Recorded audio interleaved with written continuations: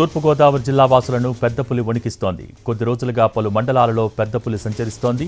ఏలూరు, బుట్టాయిగూడెం మండలం కొవ్వాడలో పెద్దపులి కదలికలు కలకలం రేపుతున్నాయి. తాజాగా పులి ఆవును చంపి తిన్నట్టు గుర్తించారు. దీంతో స్థానికులు తీవ్ర భయాందోళనకు గురవుతున్నారు.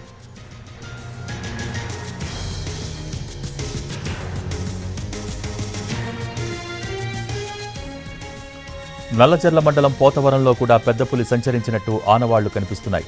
పొలంలో పులి పాదముద్రలతో పాటు ఫెన్సింగ్ దాటిన సమయంలో తీగలకు చిక్కిన పెద్దపులి జుట్టును గుర్తించారు స్థానిక రైతులు.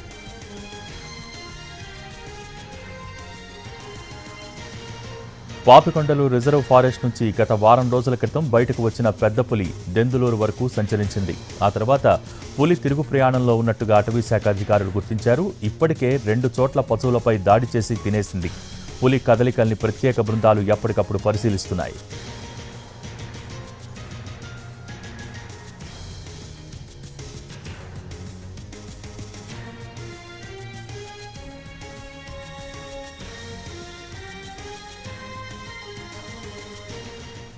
ఏలూరు జిల్లా బుట్టాయిగూడెం మండలంలో పెద్దపులి కలవరపెడుతోంది. బయటకు వెళ్లాలంటేనే ప్రజలు భయపడుతున్నారు. దీనికి సంబంధించి మోర్ డీటెయిల్స్ మా ప్రతినిధి మల్లికార్జున్ అందిస్తారు. మల్లికార్జున్, 10 రోజుల నుంచి కూడా ఉమ్మడి పశ్చిమ గోదావరి జిల్లా వ్యాప్తంగా కూడా పెద్దపులి సంచారం కొనసాగుతోంది.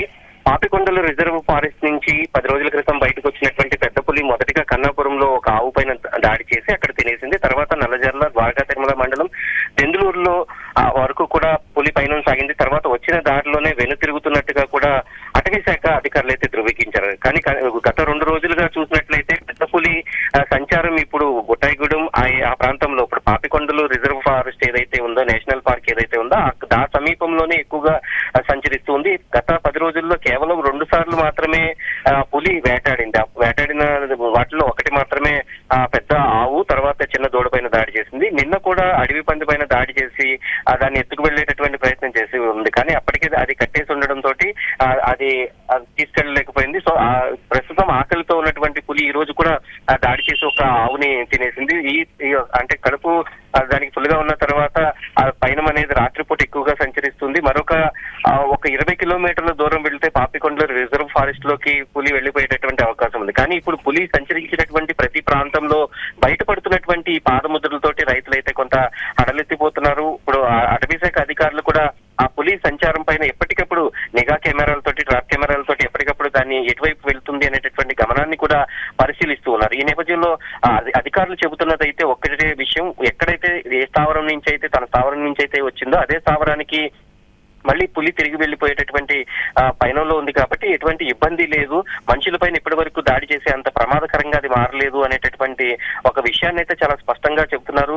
గత 10 రోజుల్లో పులి కూడా దాదాపుగా 500 కిలోమీటర్ల సరౌండింగ్ లో ఎక్కువగా సంచరించింది. ఎక్కడ కూడా మనుషులకి ఎవరికి కూడా తారసపడలేదు. ఒక ట్రాప్ కెమెరాలో మాత్రం దాని ఫోటో అయితే బయటపడింది. ఇప్పుడు ప్రస్తుతానికి ఆ ఫోటోని కూడా నేషనల్ టైగర్ అథారిటీకి కూడా పంపించి ఆ పులి ఎక్కడి నుంచి వచ్చింది అనేటటువంటి వివరాలను తీసుకునేటటువంటి పనిలో అయితే అటవీ శాఖ అధికారులు ఉన్నారు. పులి చారలను బట్టి, ఒంటిపైన ఉండేటటువంటి ఆ చారలను బట్టి దాని పుట్టుపూర్వోత్తరాలన్నీ కూడా అధికారులు అయితే నేషనల్ టైగర్ రిజర్వ్ వాళ్ళు అయితే చెప్పగలరు. ఎందుకంటే ఒక పులికి ఉండేటటువంటి చారలు మరొక పులికి ఉండవు అనేది వాళ్ళు చెబుతున్నటువంటి విషయం. మనుషులకి వేలు ముద్రలు ఎలాగో పులికి ఒంటిపైన ఉండేటటువంటి చారలు కూడా అలాగే మరొక 2 రోజుల్లో ఆ పులికి సంబంధించినటువంటి పూర్తి వివరాలు వచ్చే అవకాశం ఉంది. అసలు ఇక్కడి నుంచి పాపికొండలు రిజర్వ్ ఫారెస్ట్ నుంచి పులి బయటకు వచ్చిందా లేకపోతే ఇంకెక్కడి నుంచి వచ్చిందా అనేటటువంటి విషయాలు అయితే కాస్త తెలియాల్సి ఉంది. ఎందుకంటే పాపికొండలు రిజర్వ్ ఫారెస్ట్ నుంచి కనుక వచ్చినట్లయితే మళ్ళీ అక్కడికే వెళ్తుంది, ఎటువంటి ఇబ్బంది ఉండదు అనేది అయితే అటవీ శాఖ అధికారులు చెబుతున్నారు. ఒక అత్యవసర పరిస్థితుల కోసం ఇప్పటికే ట్రాక్ కెమెరాలు, బోన్లు కూడా అన్ని సంసిద్ధంగా ఉంచుకుని ఇప్పటికైతే ఉన్నారు. Thank you Mallikarjun.